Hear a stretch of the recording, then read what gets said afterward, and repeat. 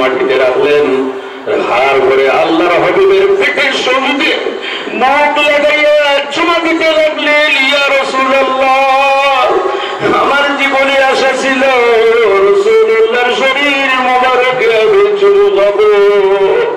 ইয়া রাসূলুল্লাহ, সামান্য পরে হয়তো আমি যুদ্ধের ময়দানে শাহাদাত বরণ করতে পারি, জীবনের আশাটা আমার পুরা হবে না। এর জন্য আমি দেখতেছি আমার সম্মুখে মরণ, তাই জীবনের আশাটা পূর্ণ করার জন্য এই উপায়টা আমি অবলম্বন করলাম। ইয়া রাসূলুল্লাহ, আমি ভালো জানি আল্লাহর হাবিবের শরীর মোবারকের সঙ্গে যে শরীর স্পর্শ হবে সেই শরীরের জন্য আল্লাহ দুজকের আগুন হারাম করে দেয়।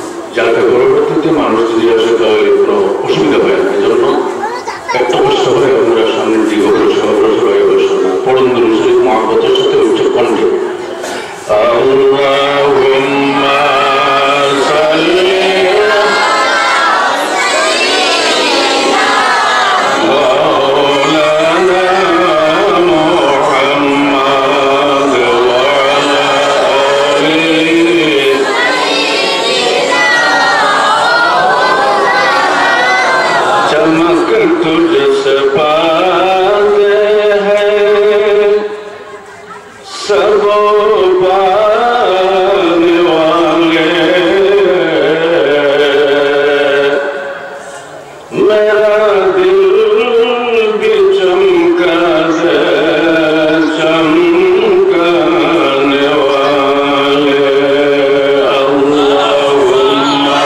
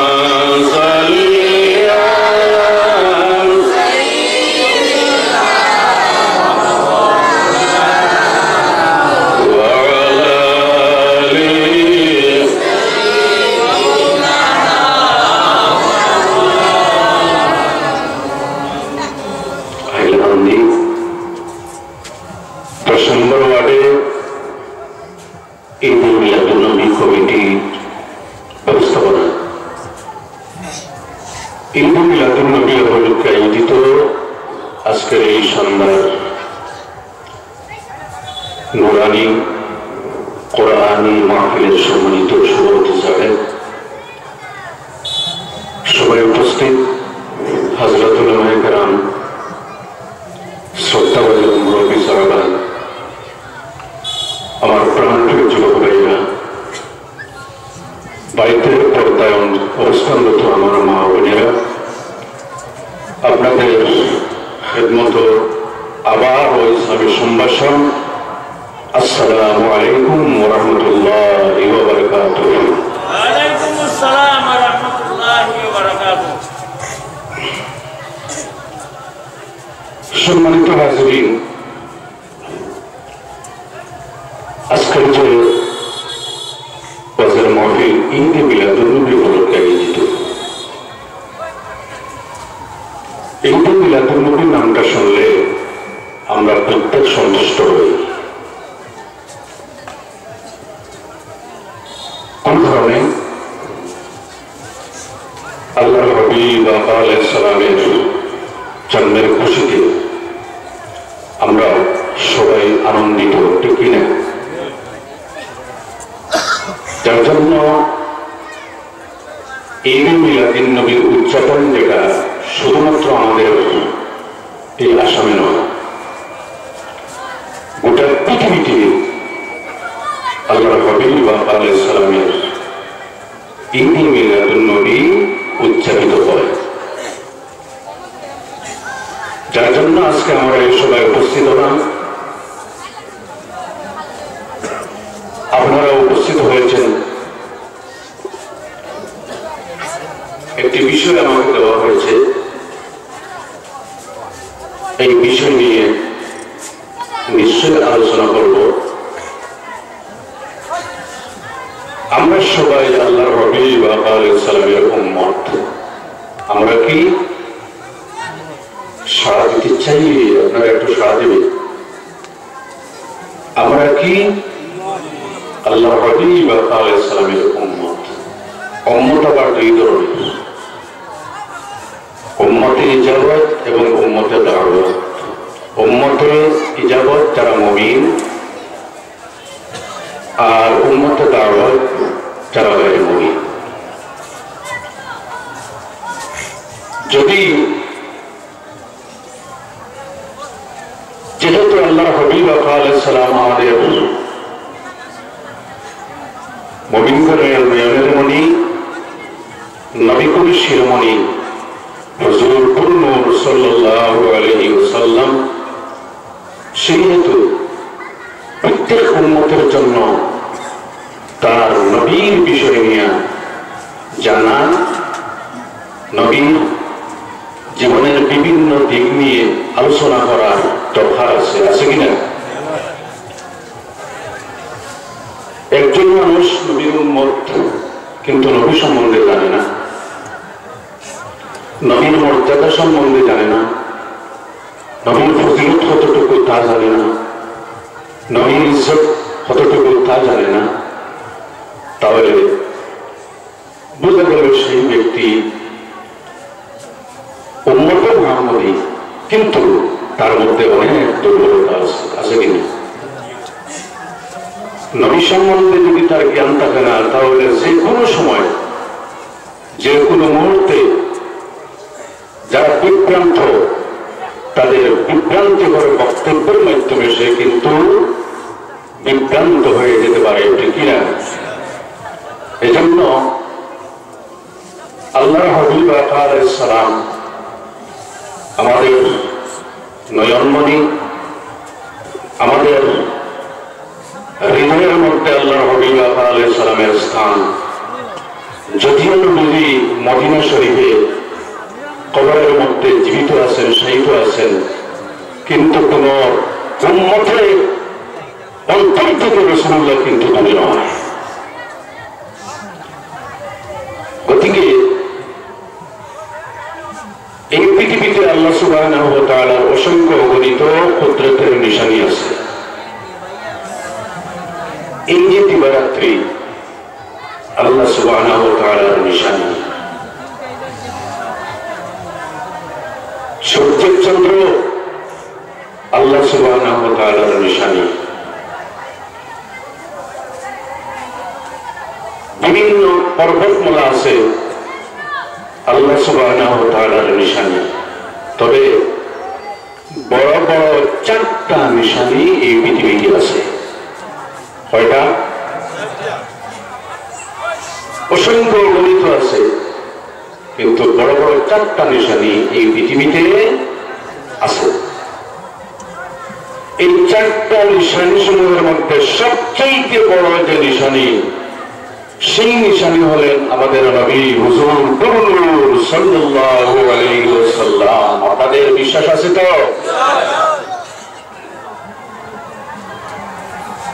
একটা নিশানি হলো আল্লাহর ঘর কাবা শরীফ। আমরা যে ঘরের দিকে মুখ করে নামাজ পড়ি, সেই ঘরটি হলো কাবা শরীফ, আমাদের নামাজের কিবলা। আপনারা কিন্তু ভালোভাবে বুঝবেন, এই যে কাবা শরীফ আমাদের নামাজের কিবলা, কিন্তু দোয়ার কিবলা নয়। আপনাদের বুঝে আসতেছে? কাবা শরীফ কিন্তু আমাদের নামাজের কিবলা, দোয়ার কিবলা কিন্তু নয়। দোয়ার কিবলা হলো আকাশ। সুবহানাল্লাহ। এজন্য আমরা যখন আল্লাহর দরবারে হাত উঠাইয়া দোয়া করি, তখন আমাদের হাতের ভিতরের দিকটা কিন্তু আমাদের সামনের দিকে থাকে, থাকে কিনা? এজন্য কাবা শরীফ আল্লাহ কুদরতের নিশানিগুলির মধ্যে উল্লেখযোগ্য একটা নিশানি। আল্লাহর নিশানিগুলির সংস্পর্শে যত জিনিস আসে, তত জিনিস বরকতময় এবং সম্মানিত হয়ে যায়।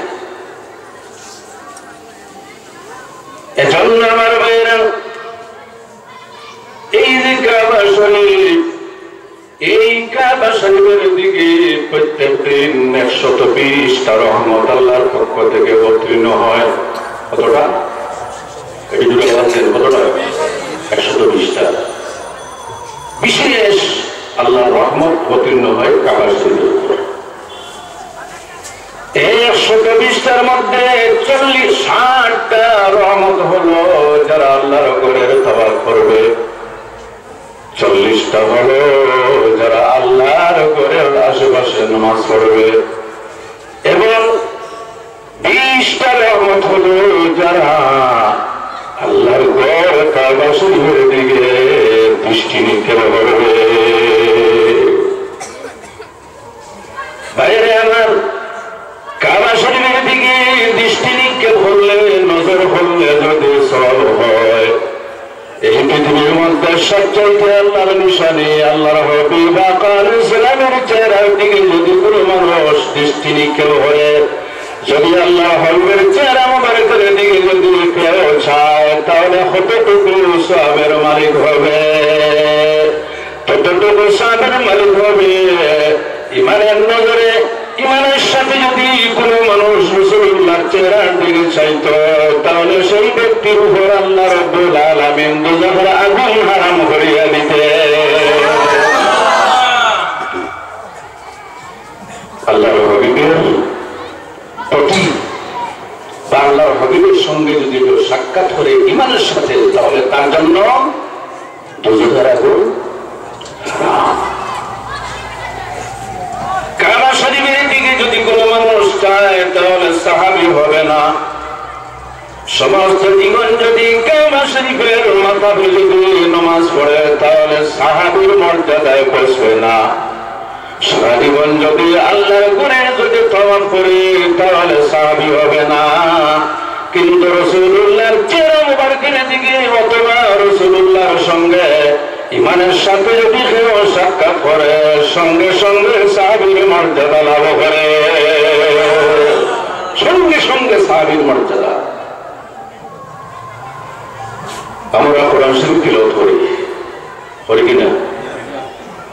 যদি কোনো মানুষ কোরআন শরীফের তিলাওয়াত করে সমস্ত জীবন, যে কোরআন শরীফ আল্লাহর হাবিব আলাইহিস সালামের উপর অবতীর্ণ হয়েছিল, সেই কোরআন শরীফ যদি কোনো মানুষ সারা জীবন তিলাওয়াত করে, তাহলে সাহাবীর মর্যাদা লাভ করবে না। কিন্তু রাসূলুল্লাহর সঙ্গে সাক্ষাতের কারণে ইমানের সাথে সাহাবীয়তের মর্যাদা লাভ করবে। এজন্য আমার ভাইয়েরা, আল্লাহর ঘর কাবা শরীফ, যেই কাবা শরীফের দিকে মুখ করে আমরা নামাজ পড়ি, আল্লাহ সুবহানাহু ওয়া তাআলা ইরশাদ ফীহি আয়াতুন বাইয়িনাতুম মাকামু ইব্রাহিম। এই কাবা শরীফের আশেপাশে আমার অসংখ্য অর্থশালী আছে। সুবহানাল্লাহ। একটি পাথর আছে, যে পাথরের নাম আল হাজরুল আসওয়াদ। হাজি সাহেব যারা হজে গেছেন তারা কিন্তু বুঝবেন এই পাথরের নাম কি, হজরে আসওয়াদ, কালো পাথর। কাবা শরীফের যে পূর্ব দিকের যে কোণ আছে, সেই কোণে লাগানো, আল্লাহর ঘরের একেবারে সাথে, আল্লাহর ঘরের সাথে। তথা এই পাথরটি হযরত আদম আলাইহিস সালাম জান্নাত থেকে সঙ্গে নিয়ে এসেছিলেন। এই পাথরের কতটুকু সম্মান, কতটুকু মর্যাদা, যদি কোনো মানুষকে কষ্ট না দিয়ে, ভিড় অতিক্রম করে কোনো মানুষকে কোনো ধরনের কষ্ট না দিয়ে এই পাথরের যদি চুমো হয়, হাদিসে বর্ণিত লাহু আইনানি ওয়া লিসানু ওয়া শাফাতান, যে ব্যক্তি পাথরে চুমো খেল, কিয়ামতের দিন এই পাথরের দুইটি চক্ষু দান করা হবে, তার জবান খুলে দেওয়া হবে। আল্লাহ সুবহানাহু ওয়া তাআলার দরবারে এসে বলবে, আল্লাহ, যত মানুষ হজ করতে আসে আপনার দোয়া করার পর আমার মধ্যে চুমো খেল, আমি তার জন্য সুপারিশ করতেছি, মাওলা আপনার দুজকের আগুন তার জন্য হারাম হয়ে এই পাথরের যদি এত সম্মান হয়, তাহলে আল্লাহ হাবিব আলাইহিস সালামের সংঘর্ষে যত জিনিস আসবে তত জিনিস সম্মানিত হয়ে যাবে। এর জন্য আমার ভাইরা, কাবা শরীফ সম্মানিত, কিন্তু আল্লাহর হাবিব আলাইহিস সালাম হলেন কাবার কাবা। রাসূলুল্লাহ হলেন কি? এটা জোরে আওয়াজ দেন কি? কাবার কাবা। আল্লাহর হাবিব হলেন কাবার কাবা। আমাদের আকীদা আছে, বিশেষ করে আমরা আহলে সুন্নাতুল জামাতের মানুষ যারা, আহলে সুন্নাতুল জামাতের অনুসারী যারা, আমাদের কাছে আল্লাহর হাবিব আলাইহিস সালামের আল্লাহর পরে সবচেয়ে সম্মান বেশি। ঠিক কি না? এটা বলে আওয়াজ দিন, ঠিক কি না? আল্লাহর হাবিব আলাইহিস সালামের সম্মান ফজিলত সবচেয়ে বেশি আমাদের নিকটে। এর জন্য কাবা শরীফ আল্লাহর কাবা, কিন্তু আল্লাহর হাবিব আলাইহিস সালাম হলেন কাবার কাবা। যদি কোনো মানুষ হজ করে আর আল্লাহর হাবিবের যদি জিয়ারতের জন্য মদিনা শরীফে না যায়, তাহলে তার মতো নামাক হারাম পৃথিবীর মধ্যে আর কেউ হইবে না। এর শরীর মানুষ আছে যারা বলে আল্লাহর হাবিবের জিয়ারত করা কিন্তু হজের কোনো অঙ্গ নয়। কিন্তু আমার ভাইয়েরা, জিয়ারত করার পরে যদি রাসূলুল্লাহর জিয়ারত করে না, তাহলে আমি বলতেছি তার হজ আল্লাহর দরবারে কখনো কবুল হয় না। এজন্য আমার ভাইয়েরা, আহলে সুন্নাতুল জামাতের আকীদা হলো রাসূলুল্লাহ সাল্লাল্লাহু আলাইহি ওয়াসাল্লাম যদিও দুনিয়া থেকে বিদায় নিয়েছেন, কিন্তু আল্লাহর হাবিব এখন পর্যন্ত কবরের মধ্যে জীবিত আছেন। ঠিক না? আপনাদের সেই আকীদা আছে কিনা? আল্লাহর হাবিব জিন্দা নবী, মৃত্যু প্রক্রিয়া সমাপ্ত হওয়ার পর আল্লাহর হাবিব যখন কবরবাসী হলেন, সঙ্গে সঙ্গে আল্লাহ সুবহানাহু ওয়া তাআলা তার রূহ একটু ফিরিয়ে দিয়েছেন। এজন্য যে ব্যক্তি আল্লাহর হাবিব আলাইহিস সালামের জিয়ারত করে, স্বয়ং রাসূলুল্লাহ তার সালামের উত্তর দেন। ভাইরা আমার, আপনি কি লক্ষ্য করেছেন, যখন কোন কবরস্থানে মুর্দাগানের জিয়ারত করতে যাও, তখন তাদের জন্য আমরা সালাম দেই, আসসালামু আলাইকুম ইয়া আহলাল কুবুর। সালাম দেই কিনা? আসসালামু আলাইকুম ইয়া আহলাল কুবুর। হে কবরের বাসিন্দারা, তোমাদের উপর আমাদের সালাম।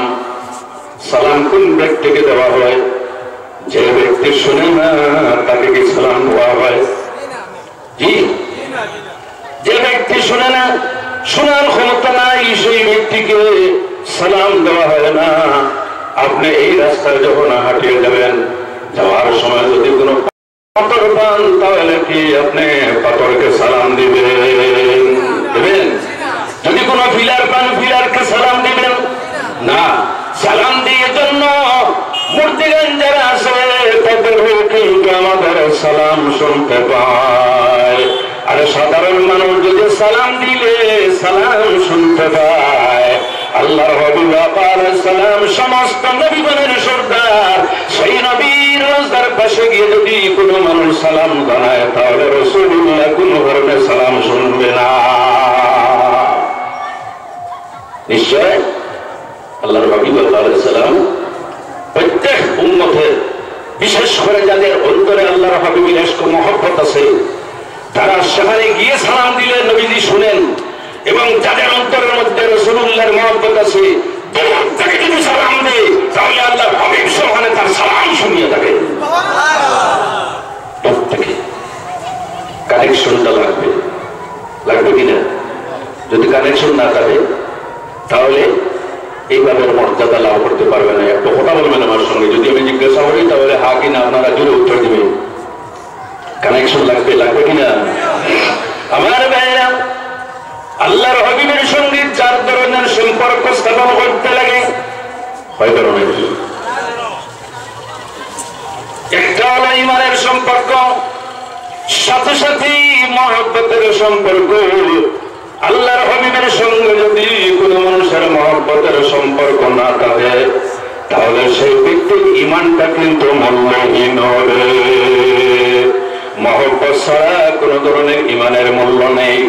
এজন্য আলা হযরত আদিবুল বরকত রাহমাতুল্লাহি তাআলা আলাইহির বর্ণনা, লা ঈমান লিমান লা মুহাব্বাতা লা, যার রাসূলুল্লাহর মহব্বত অন্তরে নাই তার ঈমান কোন সময় কমপ্লিট নেই। হযরত ওমর ফারুক রাদিয়াল্লাহু তাআলা আনহু আল্লাহর হাবিবের খিদমতে নিবেদন করেন, ইয়া রাসূলুল্লাহ আনতা আহাব্বু ইলাইয়া মিন কুল্লি শাইইন ইল্লা নাফসি। ইয়া রাসূলুল্লাহ, আপনার মহব্বত আমার অন্তরে আছে, কিন্তু আমার প্রাণের চাইতে আপনার সঙ্গে মহব্বত বেশি নেই। আল্লাহর হাবিব আলাইহিস সালাম বলেন, হে ওমর, এখন পর্যন্ত কিন্তু তোমার ঈমান কমপ্লিট হয় নাই, পরিপূর্ণ হয় নাই। আল্লাহর হাবিব যখন তাওয়াজ্জু টানলেন, তাওয়াজ্জু দেওয়ার সঙ্গে সঙ্গে সামান্য পরে হযরত ওমর ফারুক রাদিয়াল্লাহু তাআলা আনহু বলে উঠলেন, ইয়া রাসূলুল্লাহ আনতা আহাব্বু ইলাইয়া মিন কুল্লি শাইইন হাত্তা নাফসি। ইয়া রাসূলুল্লাহ, এই পৃথিবীর মধ্যে যত জিনিস আছে সমস্ত জিনিস থেকে আপনার সঙ্গে আমার মহব্বত বেশি। ইয়া রাসূলুল্লাহ, মা বাপ ভাই বিরাদের বন্ধু বান্ধব আত্মীয়স্বজন ধন সম্পদ যা কিছু আছে সমস্ত চাইতে রাসূলুল্লাহ আপনার সঙ্গে আমার মহব্বত বেশি। ইয়া রাসূলুল্লাহ, যদি আপনি আমাকে হুকুম দেন তাহলে সাগরে আমি জাপ দিতে পারি। ইয়া রাসূলুল্লাহ, যদি আপনি আমাকে আগুনের কুণ্ডের মধ্যে পড়তে বলেন তাহলে আমি অগ্নির কুণ্ডে জাপ দিতে পিছপা হব না। এই ছিল মহব্বত সাহাবায়ে কেরামদের। ঠিক কিনা আমার ভাইরা? এখন দেখুন আমার ভাইরা, আমরা তো মানুষ। মহব্বত কাকে বলি? মহব্বত কাকে বলি? তাফসীরে বায়জানির মধ্যে মহব্বতের অর্থ বর্ণনা করেন, মায়লানুল কলব, দিলের টান। দিলের, এটা একটু আমার সঙ্গে বলবেন, দিলের টান, দিলের আগ্রহ, দিলের মায়া, এগুলি হলো মহব্বত। আর আমল, নামাজ, রোজা, হজ, যাকাত, তাসবিহ, তালিম যা কিছু আছে মহব্বতের আলামত। এগুলি কি আপনাদের বুঝে আসতেছে? নামাজ, রোজা, হজ, যাকাত, তাসবিহ, তালিম, কোরআন তিলাওয়াত মহব্বতের আলামত। এমন হতে পারে একজন মানুষ নামাজ পড়ে, একজন মানুষ রোজা রাখে, একজন মানুষ হজ করে, একজন মানুষ যাকাত প্রদান করে, কিন্তু তার অন্তরে তো রাসূলুল্লাহর মহব্বত থাকতে পারে না। এমন মানুষ আছে নামাজ নাই, রোজা নাই, হজ নাই, যাকাত নাই, কিন্তু তার অন্তরের মধ্যে রাসূলুল্লাহর মহব্বত আছে। ঠিক কি না? তার প্রমাণ মদিনা শরীফের মধ্যে একদল মানুষ ছিল, তিনদল মানুষ। এই তিনদল মানুষের মধ্যে একদল হলো কাদ আফলাহাল মুমিনুন, যারা প্রকৃত মুমিন। তারপরে আরেকটি দল হলো কুল ইয়া আইয়ুহাল কাফিরুন, যারা হুদাদ্রোহী। তারপরে আরেকটি দল হলো ইযা জাআকাল মুনাফিকুন। কি মুনাফিকুন? আমার সঙ্গে বলুন, কি মুনাফিক কাকে বলে আপনাদের জানা আছে? মুনাফিক সেই ব্যক্তি যার অন্তরের মধ্যে ঈমান নেই, যার অন্তরের মধ্যে রাসূলুল্লাহর মহব্বত নেই, কিন্তু ফরেজগারি মুখের মধ্যে আছে। কোথায় আছে? মুখে। তাদের দাড়ি কিন্তু কম ছিল না, এরা পাগড়িও ব্যবহার করতো আমাদের মতো, কুর্তাও লম্বা কম ছিল না, কিন্তু আমার ভাইয়েরা নবীজির পিছনে নামাজ পড়তো। কিন্তু যখন নামাজ শেষ করে তাদের মুনাফিকদের সঙ্গে যখন সাক্ষাৎ হতো তখন আল্লাহর হাবিব এবং দ্বীন ইসলাম এবং কোরআনের বিরুদ্ধে ষড়যন্ত্র করত। এজন্য মহব্বত খুবই আলাদা জিনিস, যেটি মানুষের অন্তরের মধ্যে থাকে। কোন জায়গায় থাকে? কোন জায়গায় থাকে? অন্তরের মধ্যে থাকে। আমার ভাইরা, মহব্বত আমরা তো মানুষ, তাও কিন্তু সৃষ্টির মানুষ, কিন্তু আপনি অবাক হবেন আল্লাহর হাবিব আলাইহিস সালামের সঙ্গে শুধুমাত্র মানবেরা মহব্বত রাখে নাই, আল্লাহর হাবিব আলাইহিস সালামের সঙ্গে গাছ বৃক্ষ লতা পাতা জীবজন্তু মহব্বত রেখেছে। আল্লাহর হাবিব বলেন, আমার জানা আছে মক্কার মধ্যে একটা পাথর আছে, এই পাথরের নিকট দিয়ে যখন আমি রাসূলুল্লাহ যাইতাম তখন সেই পাথরটি সালাম দিত, আসসালামু আলাইকা ইয়া রাসূলুল্লাহ। পাথরটি নবীজিকে ছিল কিনা? উত্তর দেন, ছিল কিনা? পাথর ছিল। মসজিদে নববীতে প্রথমে আল্লাহর হাবিব আলাইহিস সালাম খাজুরের একটা লম্বা ডালের সঙ্গে হেলান দিয়া নবীজি খুতবা পাঠ করতেন। একটা খাজুরের ডালের সঙ্গে হেলান দিয়া খুতবা দিতেন। এইভাবে আল্লাহর হাবিব খুতবা দিতে থাকতেন। যখন একটু উন্নত হলো অবস্থা, যখন মুসলমানের ভালো হলো, তখন একটা মিম্বর তৈরি করে সেই জায়গায় রেখে দেওয়া হলো। রাসূলুল্লাহ মিম্বরে উঠে খুতবা দেন। আর এই যে খাজুরের ডাল যেটা আছে সেটা কিন্তু মসজিদে নববীর একটা কোনায় খাড়া করে রেখে দেওয়া হলো। এটা গুনাহ। আল্লাহর হাবিব পরবর্তী জুম্মার দিন যখন মিম্বরে দাঁড়াইয়া খুতবা পাঠ করতেছেন, সেই সময় শোনা যায় মসজিদের ভিতরে বাচ্চার মতো খেজুর খাচ্ছে। বুখারী শরীফে আছে, সাআসিয়া আসাবি, বাচ্চার মতো খেজুর মসজিদের ভিতরে ক্রন্দন করতেছে। চতুর্দিকে সাহাবায়ে কেরামরা দৃষ্টি দিলা, কিন্তু কোনো মানুষ পাওয়া যায় না। আল্লাহর হাবিব আলাইহিস সালাম বলেন, ও আমার সাহাবীরা, তোমরা বুঝবে না রে কোন জিনিসটি ক্রন্দন করতেছে। এই যে খাজুরের ডাল আমি নবীজির সঙ্গে কাজ করিয়েছিল, আমার সঙ্গে সম্পৃক্ত ছিল। এই খাজুরের ডাল যখন আমার কাছ থেকে সরানো হলো, এই খাজুরের ডাল আমার বিচ্ছেদের কারণে আজকে ক্রন্দন করতেছে।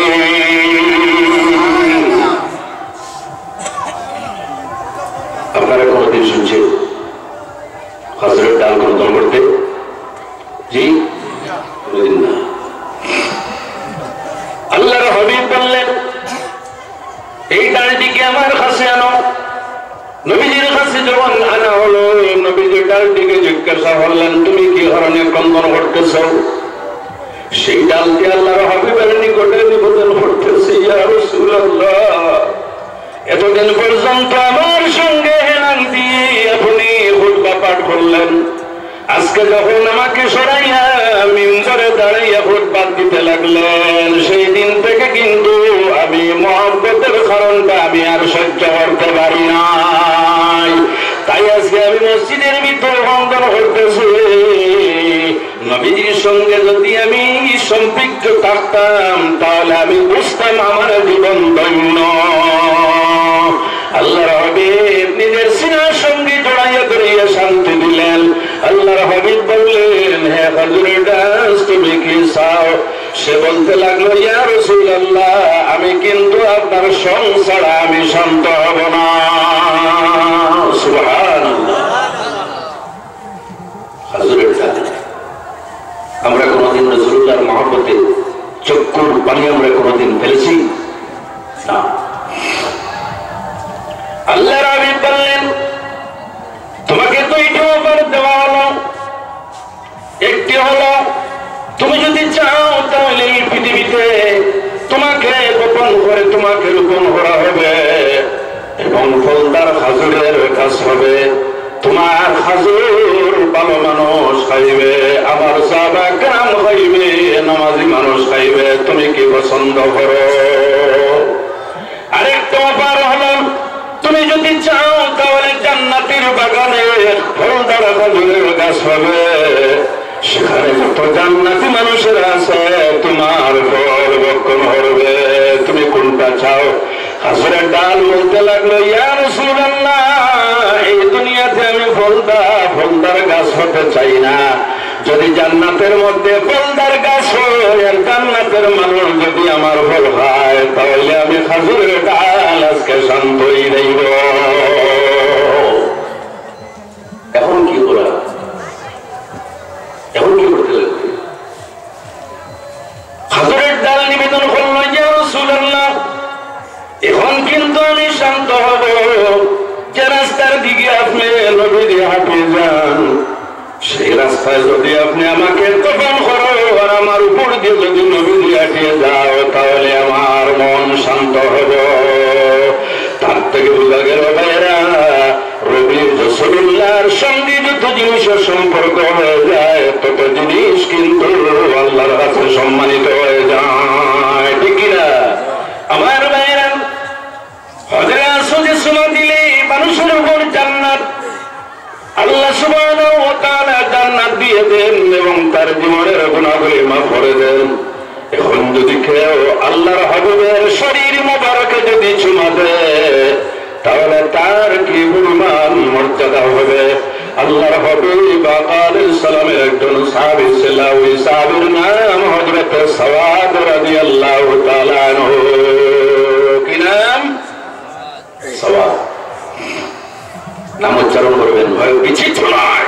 কোন সাহাবীর নাম উচ্চারণ করার কারণে আল্লাহ আপনার মুখের চুমাবনি জীবনের গুনাহ মাফ করে দিতে পারেন। কি নাম? সাওয়াদ রাদিয়াল্লাহু তাআলা। বদরের যুদ্ধে আল্লাহর হাবিব আলাইহিস সালাম সাহাবায়ে কেরামদের বলতেছেন, আমার সাহাবায়ে কেরামেরা, তোমরা সফটা সোজা করে দাঁড়াও। কি করো? সফটা সোজা করে দাঁড়াও। ওই সাহাবীর শরীরটা একটা মোটা ছিল, পেটটা একটু মোটা ছিল, সব থেকে ওনার পেটটা কিন্তু সামান্য বের হয়ে গেল, সামান্য পেটটা বের হয়ে গেল। আল্লাহর হাবিব আলাইহিস সালামের হাতের মধ্যে ছোট্ট একটা লাঠি ছিল, সেই লাঠি দিয়ে খোঁচা মেরে রাসূলুল্লাহ বলেন, সাহাবী, তুমি সামান্য পিছনে সরো। ছোট্ট একটা লাঠি দিয়ে পেটের মধ্যে খোঁচা মেরে রাসূলুল্লাহ বলেন, একটু পিছনের দিকে সরো। দেখুন আমার ভাইয়েরা, কি কৌশল তাদের আল্লাহর হাবিবের নৈকট্য লাভ করার জন্য। সামান্য পরে ওই সাহাবী বলতে লাগলেন, ইয়া রাসূলুল্লাহ, আমি বড় দুঃখ পেয়েছি। কি? একটু আওয়াজ দেন। ইয়া রাসূলুল্লাহ, আমি অত্যন্ত দুঃখ পেয়েছি। এই কথা বলতে থাকেন।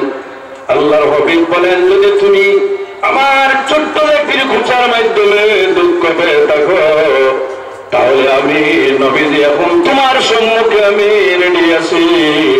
এই লাঠি দিয়ে আমার পেটে খোঁচা মারে তুমি শান্তি হয়ে যাও। সুবহানাল্লাহ। এই কথা যখন হযরত আবু বকর সিদ্দিক রাদিয়াল্লাহু তাআলা আনহু শুনলেন, হযরত আবু বকর সিদ্দিক বলতে লাগলেন, হে সাওয়াদ, আমাদের শরীরের মধ্যে তুমি 100 আঘাত হলো, কোনো অসুবিধা নেই, কোনো দুঃখ নেই, কিন্তু রাসূলুল্লাহর শরীর মোবারকে তুমি কোনো ধরনের আঘাত হইও না। ওই সাহাবী উত্তর দেন, আপনি তো আমার পেটে খোঁচা মারলেন না। খোঁচাটা খেয়ে মারলেন নবীজি। আবু বকর সিদ্দিক খামোশ। উমরে ফারুক আরো গরম। কি গরম? গরম। কতটুকু গরম? দুর্নীতির বিরুদ্ধে উমরে ফারুক কোন ধরনের গুনাহ আপোষ করতে রাজি নয়। 2 বছর পর্যন্ত হযরত আবু বকর সিদ্দিকের শাসনামলে চিফ ম্যাজিস্ট্রেট ছিলেন, প্রধান বিচারপতি। কে ছিলেন? একটু আওয়াজ দেন আপনারা কি ছিলাম। হঠাৎ একদিন সিদ্দিক আকবর রাদিয়াল্লাহু তাআলা আনহুর শাসনকাল যখন শেষ হইতেছিল, এর কিছু আগে হযরত ওমর ফারুক রাদিয়াল্লাহু তাআলা আনহু পদত্যাগ পত্র নিয়ে যান এবং আবু বকর সিদ্দিক রাদিয়াল্লাহু তাআলা আনহুর হাতে তুলে দেন, আমি আর প্রধান বিচারপতির পদে থাকব না। আবু বকর সিদ্দিক রাদিয়াল্লাহু তাআলা আনহু অবাক, আশ্চর্য, আরে কি হলো? আমি তো আপনাকে পদত্যাগ করতে কোনোদিন বাধ্য করি নাই, বলি নাই, কি কারণে পদত্যাগ পত্র পেশ করতেছ? হযরত ওমর ফারুক বলেন, হে আমিরুল মুমিনিন, যতদিন পর্যন্ত আমি প্রধান বিচারপতির আসনে ছিলাম আজ পর্যন্ত কোন একটা মামলা আদালতে গিয়ে ওঠেনি। সুবহানাল্লাহ। আজ পর্যন্ত কোন একটা কেস, কোন একটা মামলা আদালতে উঠেনি। আমাদের আদালতের অবস্থা, জীবনে মনে হয় কোনোদিন কোনো কেস উঠে না। জি, একটু আওয়াজ দেন। ডেইলি শত শত কেস, শত শত মামলা গিয়ে উঠে, ঠিক কিনা আমার ভাইরা? আরে এক শ্রেণীর মানুষ আছে দাড়িওয়ালা, নমাজের চেষ্টার মিথ্যা সাক্ষ্য দেওয়ার জন্য ঘুরে বেড়ায়, ঠিক কিনা? আমার সমাজের কথা বলতেছি, আমি অন্য কোন মানুষের বিরুদ্ধে কথা বলতেছি না। হযরত আবু বকর সিদ্দিক বলেন, আল্লাহর শুকর, ওমর ফারুকের কারণে জাতির মেরুদণ্ড আল্লাহ সোজা করে দিয়েছেন। ভালো কথা। এজন্য হযরত ওমর ফারুক রাদিয়াল্লাহু তাআলা আনহু রাগান্বিত হয়ে বললেন, হে ভাই সাওয়ার, আমরা এমন সাহাবী, নবীর শরীরে যদি কোনো মানুষ ফুল দিয়ে যদি আল্লাহর হাবিবের উপর আঘাত করে আমরা কখনো সহ্য করতে পারি না। আজকে তুমি রাসূলুল্লাহর পেট মোবারকে লাঠি দিয়ে খুঁজে মারবা, আমরা কখনো সহ্য করব না। নবীজি বলেন, দাঁড়িয়ে ওমর, তুমি শান্ত থাকো। একজন মানুষ যদি আমার কাছ থেকে দুঃখ পেয়ে থাকে তাহলে তার কাছে কিন্তু আমি ঋণী হয়ে গেলাম। সেই দুঃখটা মোচন করার ব্যবস্থা আমাদের করতে লাগবে। এজন্য আল্লাহর হাবিব আলাইহিস সালামের ইরশাদ, মা কানা ইউমিনু বিল্লাহি ওয়াল ইয়াউমিল আখির ফালইউকরিম জাররা। যে ব্যক্তি আল্লাহ এবং আল্লাহর রাসূলের উপর বিশ্বাস আনবে সেই ব্যক্তির জন্য উচিত হলো প্রতিবেশী যারা আছে তাদেরকে সম্মান করতে লাগবে। ইসলামের শিক্ষা,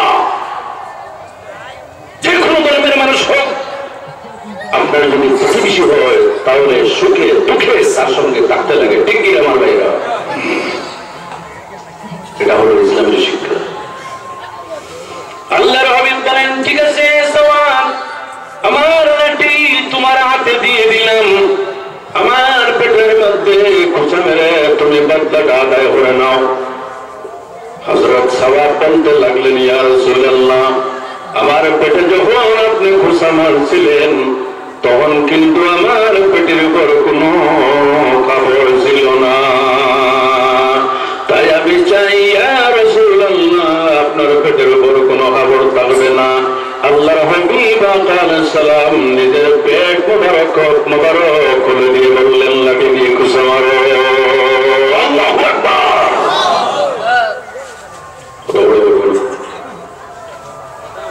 হযরত সাওয়াদ রাদিয়াল্লাহু তাআলা আনহুর মহব্বত দেখো, আসলে খোঁচা মারার জন্য নয়, বদলা করার জন্য নয়। সামান্য দৌড়ে গেলেন লাঠি নিয়ে, দৌড় দিলেন, সেখান থেকে দৌড় দিয়ে আল্লাহর হাবিবের নিকটে যখন আসলেন লাঠি হাত থেকে মাটিতে রাখলেন, হার করে আল্লাহর হাবিবের পেটের সঙ্গে মুখ লাগাইয়া চুমা দিতে লাগলেন, ইয়া রাসূলুল্লাহ, আমার জীবনে আশা ছিল রাসূলুল্লাহর শরীর মোবারকে আমি চুমু খাবো। ইয়া রাসূলুল্লাহ, সামান্য পরে হয়তো আমি যুদ্ধের ময়দানে শাহাদাত শাহাদাত বরণ করতে পারে, জীবনের আশাটা আমার পুরা হবে না।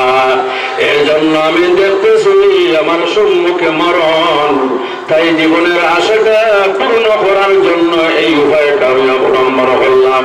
ইয়া রাসূলুল্লাহ, আমি ভালো জানি আল্লাহর হাবিবের শরীর মোবারকের সঙ্গে যে শরীর স্পর্শ হবে, সেই শরীরের জন্য আল্লাহ দুজখের আগুন হারাম করে দেয়। মহব্বত দেখুন, আমরা তো মানুষ, তাছাড়া আমরা মুমিন। রাসূলের সঙ্গে আমাদের মহব্বত থাকতে লাগে কিনা আমার ভাইরা? এটা যদি আওয়াজ দেন, থাকতে লাগে কিনা? মহব্বত থাকতে লাগে। মহব্বত ছাড়া ঈমান কমপ্লিট হবে না কখনো। এজন্য আমার ভাইরা, এই যে মানুষ যখন মুমিন যখন আল্লাহর হাবিবের সঙ্গে আমাদের মহব্বত থাকতে লাগবে।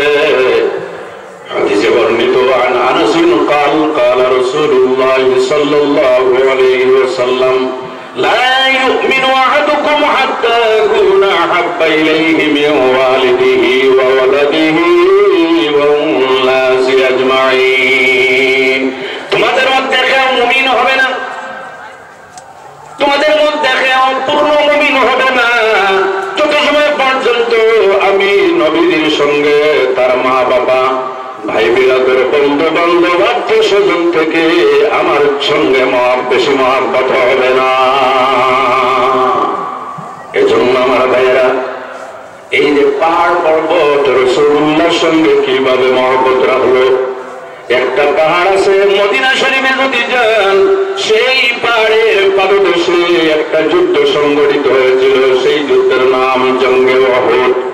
এই উহুদের মধ্যে এই পাহাড়টি আছে, এই পাহাড়ের নাম জবলে উহুদ। কি নাম? এটা যদি আওয়াজ দেন, জবলে উহুদ। উহুদ পাহাড় কত কিলোমিটার? 9 কিলোমিটার লম্বা। আল্লাহু আকবার। কত কিলোমিটার? 9 কিলোমিটার লম্বা এই পাহাড়টি। আল্লাহর হাবিব বলেন, তোমরা যখন এই জায়গাতে আসবে, আসার পরে যদি সম্ভব হয় তাহলে উহুদ পাহাড় থেকে তোমরা ঘাস হাতে নিয়ে মুখে দিও। এজন্য আল্লাহর হাবিব আলাইহিস সালাম উহুদ পাহাড়ে উঠলেন। সঙ্গে ছিলেন হযরত আবু বকর সিদ্দিক রাদিয়াল্লাহু তাআলা আনহু, হযরত উমর ফারুক রাদিয়াল্লাহু তাআলা আনহু এবং হযরত উসমান রাদিয়াল্লাহু তাআলা আনহু। রাসূলুল্লাহর সঙ্গে 3 জন সাহাবী, আল্লাহর হাবিব নিয়ে 4 জন। উহুদ পাহাড়ের উপর যখন উঠলেন, ওঠার পরে দেখা যায় উহুদ পাহাড় থরথর করে কম্পন আরম্ভ শুরু করে দিল। কাঁপাকাঁপি করতেছে পাহাড়। কি করতেছে? কাঁপতেছে। পাহাড় কত মজবুত, ঠিক কিনা আমার ভাইরা? এই পাহাড়গুলি মক্কা শরীফের মধ্যে 6,500-এরও বেশি পাহাড় আছে। একটি পাহাড়ের মর্যাদা এক ধরনের, এক রকমের।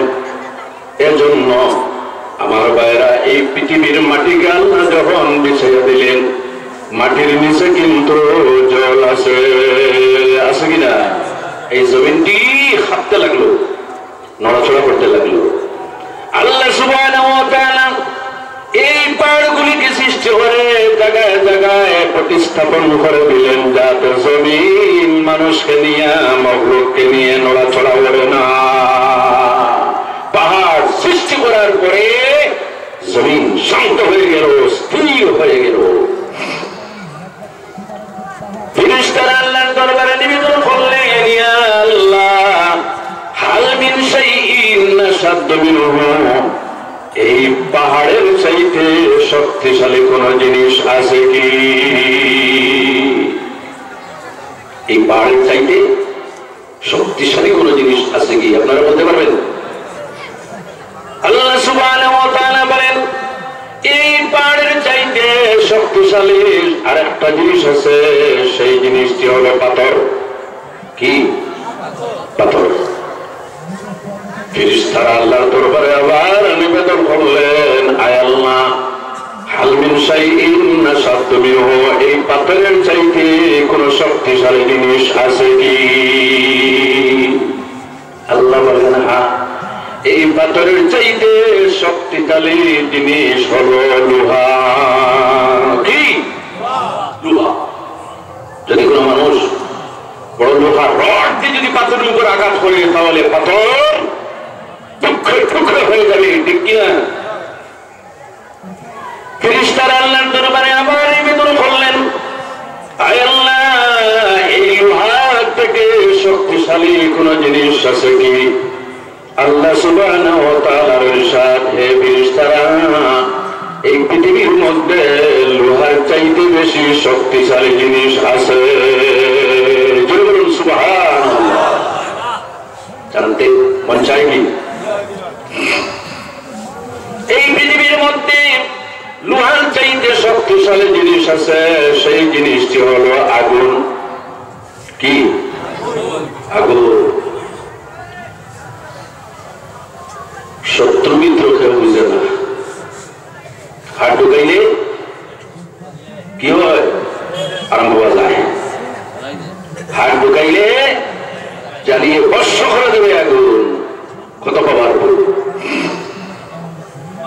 আল্লাহ সুবহানাহু ওয়া তাআলার দরবারে ফেরেশতারা আবার প্রশ্ন করলেন,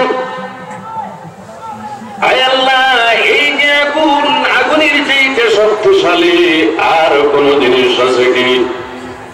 আল্লাহ সুবহানাহু ওয়া তাআলা বললেন, হে আমার ফেরেশতারা, আগুনের চাইতে আরো শক্তিশালী জিনিস আছে, সেটা হলো পানি। কি? পানি। আগুন নিভিয়ে দেয়, ঠিক কিনা? যদি কোনো মানুষের ঘরে আগুন লাগে, তাহলে কি করা হয়? আমরা তেল দেই, কি দেই?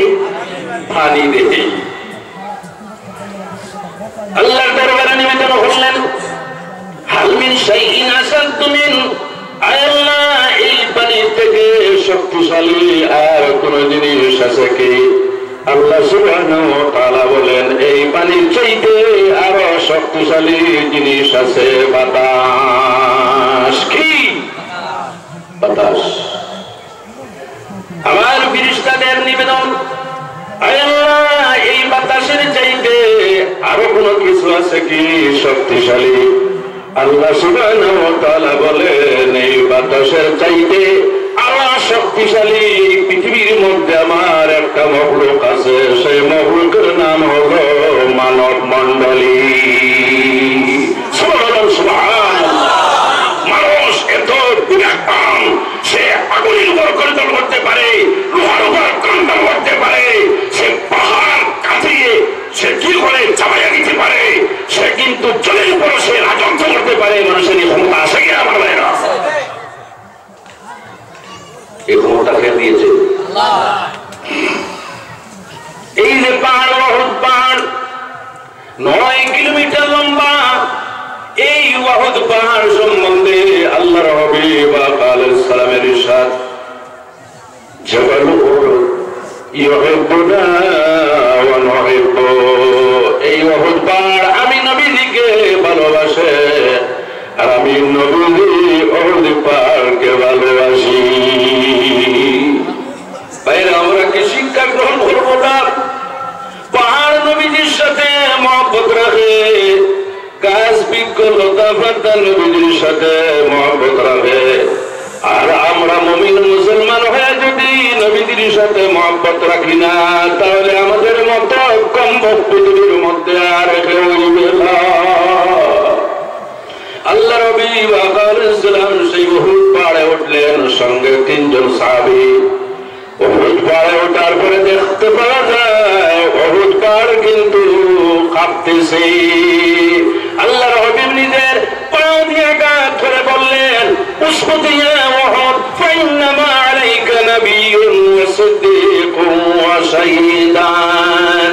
হে উহুদ পাহাড়, তুমি জানো না তোমার উপরে কে আছে? তুমি সঙ্গে সঙ্গে স্থির হয়ে যাও। হে উহুদ পাহাড়, তোমার উপর একজন নবী মুহাম্মদুর রাসূলুল্লাহ আছেন। হে পাহাড়, তুমি জানো না তোমার উপর একজন সিদ্দিক আবু বকর সিদ্দিক আছেন। হে পাহাড়,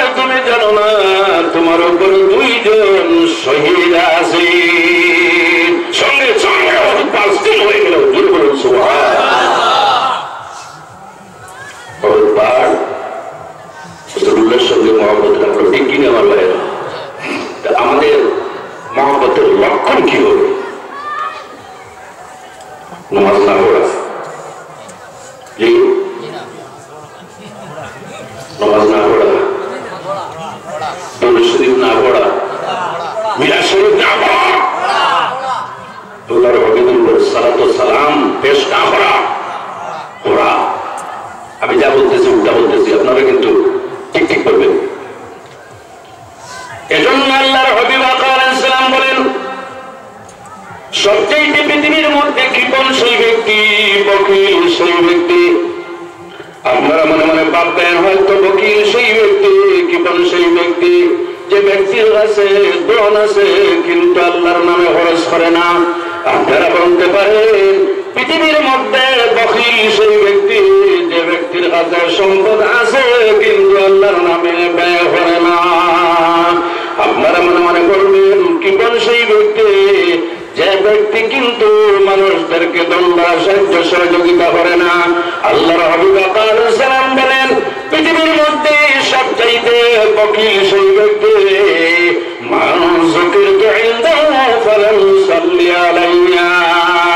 যে ব্যক্তির সামনে আমি রাসূলুল্লাহর রাসূলুল্লাহর নাম উচ্চারণ করা হলো আর সেই ব্যক্তি আমি নবীর উপরে দরুদ পড়ল না, তার মধ্যে বকিল পৃথিবীর মধ্যে আর নাই। বৈদ্যুতিক স্বরূপ আল্লাহ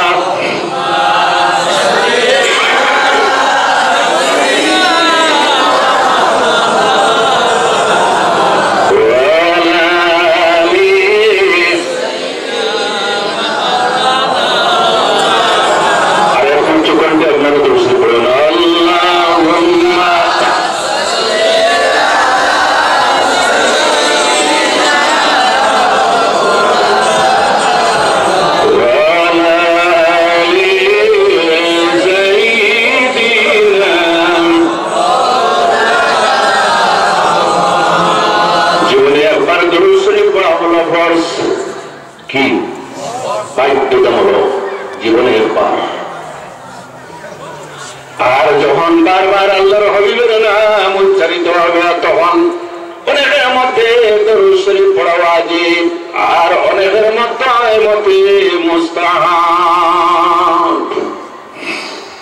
এজন্য আমার ভাইয়েরা যথাসম্ভব পবিত্র অবস্থায় দরুদ শরীফ পড়বেন।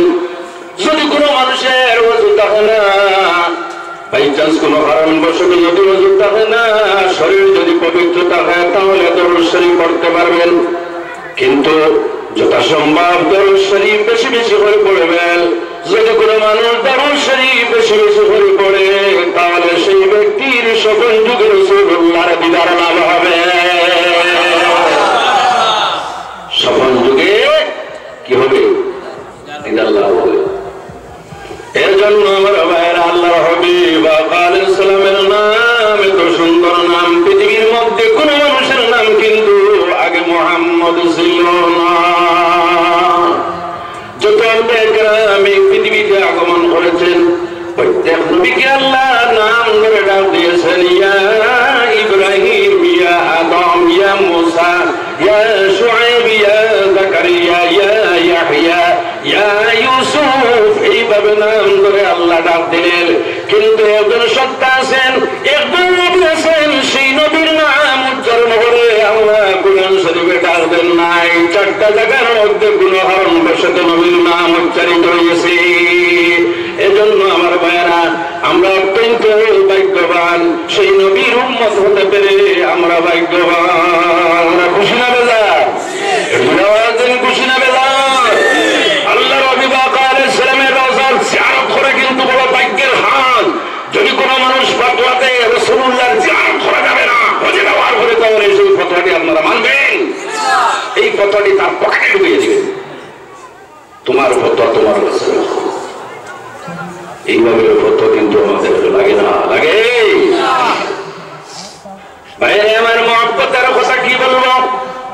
ইমাম তাবরানী রাহমাতুল্লাহি তাআলা আলাইহি আল-মু'জাম আল-কবীরের মধ্যে লিখেছেন, আল্লাহর হাবিব আলাইহিস সালাম একদিন জঙ্গলের দিকে রওনা দিয়েছেন। জঙ্গলে যাওয়ার পরে আল্লাহর হাবিব আলাইহিস সালাম দেখতে পেলেন একটা উটনি। কি উটনি? আল্লাহর হাবিবের নিকটে আসতেছে। আল্লাহর হাবিব সেই উটনিকে দেখে নিজে খাড়া হয়ে গেলেন এবং সেই উটনিটি রাসূলুল্লাহর নিকটে এসে বলতেছে, ইয়া রাসূলুল্লাহ, बाजू की कुव्वत पे लाखों सलाम मुस्तफा जाने रहमत पे लाखों सलाम शम्स में हिदायत पे लाखों सलाम खालिदी कल्ब में अज़मत मुस्तफा डालती कल्ब में अज़मत मुस्तफा सय्यदी आला हज़रत पे लाखों सलाम मुस्तफा जाने रहमत पे लाखों सलाम शम्स में हिदायत पे लाखों सलाम शम्स में हिदायत पे लाखों सलाम बस में हिदायत पे लाखों सलाम या नबी सलाम अलैका या रसूल सलाम अलैका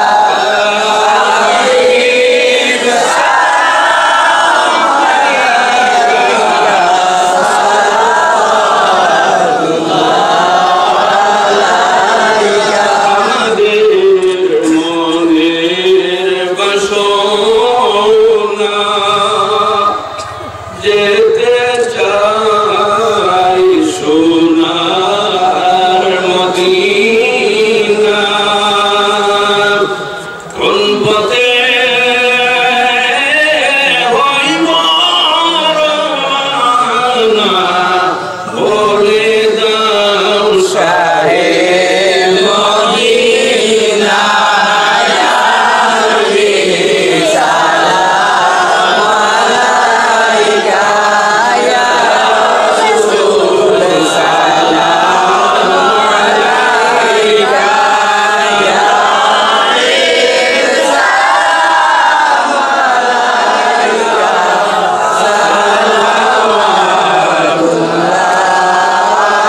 আলাইকা মদিনা প্রাণের বাসনা মদিনা মনের কামনা মদিনা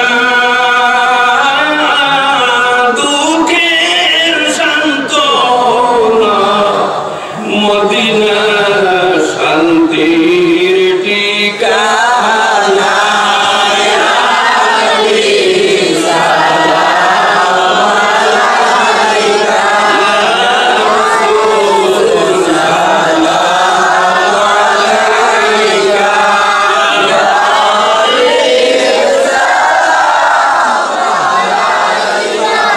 সালাম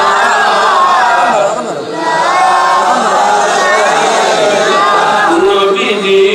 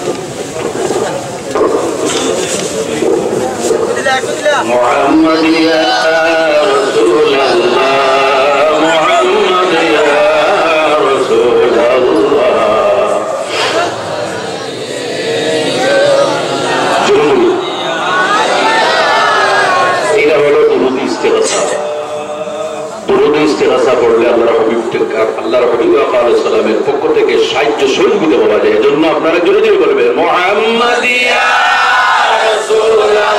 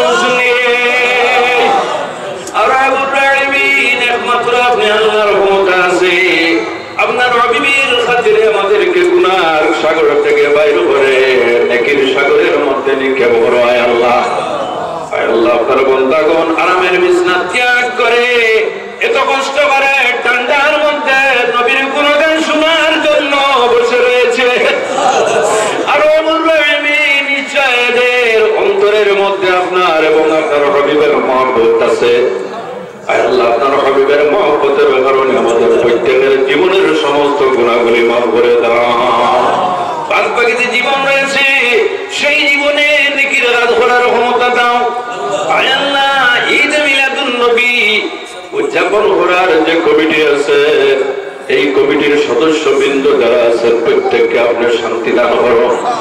আয় আল্লাহ আমাদের প্রত্যেকের রুজি রোজগারে বরকত দান করো। চাকরিজীবী যারা আছেন তাদের চাকরির মধ্যে বরকত দান করো। আয় আল্লাহ পড়াশোনায় যারা আছেন আয় আল্লাহ তাদের পড়াশোনার মধ্যে বরকত দান করো। আয় আল্লাহ যারা পড়াশোনা শেষ করে বেকার ঘোরাফেরা করতেছেন তাদের বেকারত্ব দূর করে হালাল কর্মসংস্থানের ব্যবস্থাটা করে দাও। আয় আল্লাহ আমাদের দেশে এবং গোটা পৃথিবীর মধ্যে যে ভাইরাসের কারণে মানুষ আজ পর্যন্ত আতঙ্কিত, অনেক মানুষ আছে সেই ভাইরাসে আক্রান্ত হইয়া নামাজের জনতা পর্যন্ত নসিব হলো না, গোসল পর্যন্ত নসিব হলো না, কোন সন্তানাদি নিজের বাবা নিজের মাকে দেখতে পেল না। আর আমর রাহিমিন যারা এভাবে রোগী আক্রান্ত হয়ে মারা গিয়েছেন তাদেরকে শাহাদাতের দরজা নসিব করো। আর আমর রাহিমিন আমাদের দেশের সঙ্গে আমাদের প্রাণের চাইতে আরো বেশি মহব্বত আছে। আয় আল্লাহ আমাদের দেশের বিরুদ্ধে যারা ক্ষতিগ্রস্ত করতে চায়, আমাদের দেশকে যারা অনিষ্ট করতে চায়, আয় আল্লাহ রহমুর রাহিমিন আমাদের দেশে পরিবারের শান্তি প্রতিষ্ঠিত হয়ে দাও। আয় আল্লাহ আমাদের যারা এই দেশের বাসিন্দা প্রত্যেকের অন্তর থেকে হিংসা বিদ্বেষ দূর করে এর সঙ্গে বসবাস করার ক্ষমতা দান করো। রব্বুল আলামিন জানি না কোন দিন মওত আমাদেরকে পাকড়াও করবে। রব্বুল আলামিন তার আগে আমরা সবাইকে তওবা নসিব করে দিও। মরণের সময় নিশ্চয় আমাদের আসবে, যখন মরণের সময় আসবে মালাকুল মউতের যখন সম্মুখীন হয়ে যাব সেই সময় আপনার হাবিব আলাইহিস সালাম আমাদের সম্মুখে রাখিও, নয়ন ভরে আপনার নবীর চেহারা মোবারক দেখাইও এবং আমাদের